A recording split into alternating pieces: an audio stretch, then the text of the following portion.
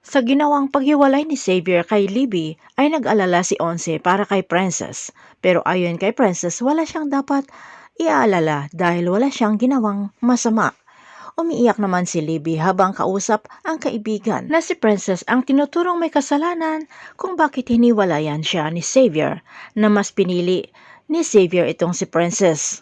Dumating naman si Princess sa shop at galit na hinarap siya ni Libby na makapal ang mukha umano ni Princess na gustong agawin ang lahat na meron siya. Hindi naman patatalo si Princess at hinarap ang galit ni Libby na humarap umano sa salamin muna itong si Libby na hindi lahat ng masama na nangyari sa buhay ni Libby ay isisisi sa ibang tao. Kinain na naman ng sobrang selos at galit si Libby at sinampal si Princess. Ibinalik naman ni Princess ang sampal dito sa kay Libby at sila ay nagsabunutan. Hindi naman inurungan ni Princess at lumaban.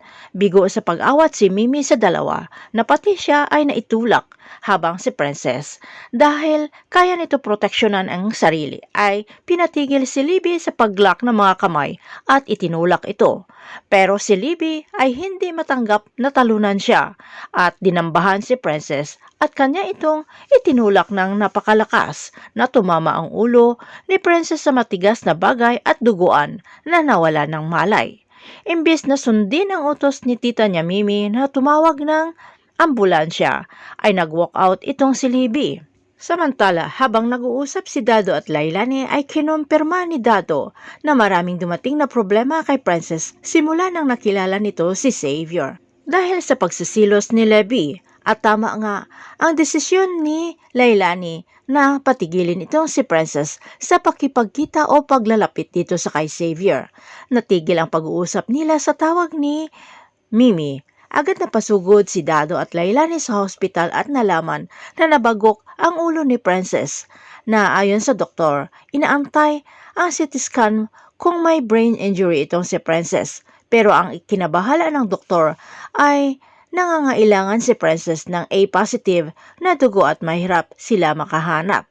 Galit naman si Charlene nang nalaman mula sa tawag ni Mimi na nasa critical na kondisyon si Princess dahil sa pag-away nila ni Libby.